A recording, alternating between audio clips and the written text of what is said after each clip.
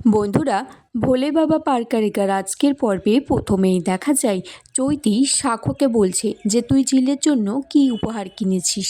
চৈতি তারপর ঝিলকে বলে এত সহজে সাক্ষ্যকে আজকে ছাড়লে চলবে না, আজকে কিন্তু তোমাদের ফুলশয্যা।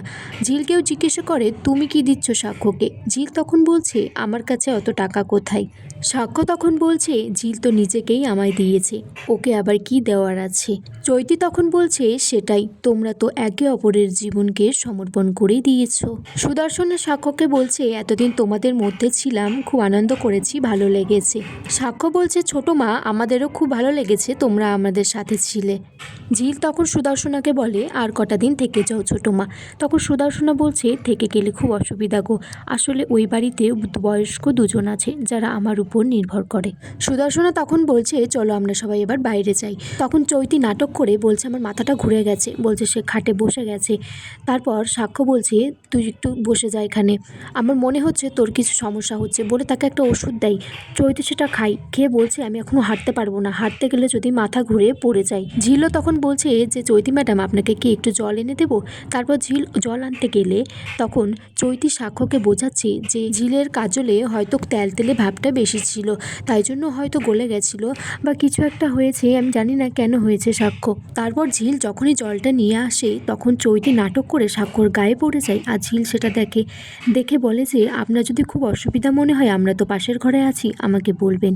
চৈতিও তখন ঝিলকে বলে যে আমি এতটাও খারাপ নই যে তোমার আজকের এই বিয়ের দিনে তোমার কাজলটা আমি ঘুটিয়ে দেব। সাক্ষ্য তারপর চৈতিকে পাশের ঘরে দিতে যেতে চাইলে চৈতি বলে না, আমি তিতিরের সাথেই থাকবো। চৈতি তারপর সাক্ষ্যকে বলে যে ঝিলের সাথে ওর কিছু কথা আছে। সাক্ষ্য তারপর বাইরে গেলে তখন চৈতি ঝিলকে বলছে দেখো ঝিল, এই দিনটা আমার অনেক দিনের স্বপ্ন ছিল, সেই স্বপ্নগুলো আমি তোমার দিয়ে পূরণ করব। চৈতি তখন ঝিলকে বলছে যে সাক্ষ্য এই রাতে তোমার সাথে এমন কিছু করবে না যাতে তুমি আনকমফর্টেবল ফিল করো, আমি জানি বলে গভীরে তোমাকে বলছি। এইসব কথা বলে সে ঝিলের মনটা বিষিয়ে দিচ্ছে। এদিকে সাক্ষ্য চৈতিকে বলছে কিরে তোর কথা বলা হলো। তখন চৈতি সাক্ষ্যকে বলছে হ্যাঁ আসছি, তোর বউর জন্য কি তোর তর সইছে না নাকি। তখন সেখান থেকে চৈতি চলে গেলে ঝিল মনে মনে ভাবছে যে সাক্ষ্যর ঘনিষ্ঠ মুহূর্তে কীরকম ব্যবহার করে সেটা চৈতি ম্যাম কী করে জানলো। সাক্ষ্য তারপর ভিতরে আসে, তারপর ঝিলের সাথে একে অপরের সাথে খুব সুন্দরভাবে ফুলশয্যার মুহূর্তগুলো কাটাতে থাকে। ঝিল তারপর সাক্ষ্যকে জিজ্ঞাসা করছে যে এই বিয়েটা করে তুমি খুশি তো। তখন সাক্ষ্য বলে আমি তো খুশি, আর তুমি। তখন ঝিলও বলে আমিও খুব খুশি, কিন্তু সাক্ষ্য ঝিলকে বলে তুমি এইভাবে আমার দিকে তাকিয়ে থাকলে কিন্তু আমার খুব অস্বস্তি হয়, মনে হয় তুমি এই বিয়েটাতে খুশি নও। ঝিল তারপর সাক্ষ্যকে বলে যে আপনি কি চৈতি ম্যামকে ভালোবাসতেন। তখন সাক্ষ্য বলে যে তুমি এই সব কথা আজকের দিনে কেন বলছো। তখন আর সাক্ষ্য ঝিলকে এটাও জিজ্ঞাসা করে যে চৈতি তোমাকে আড়ালে ডেকে কী কী কথা বলেছে।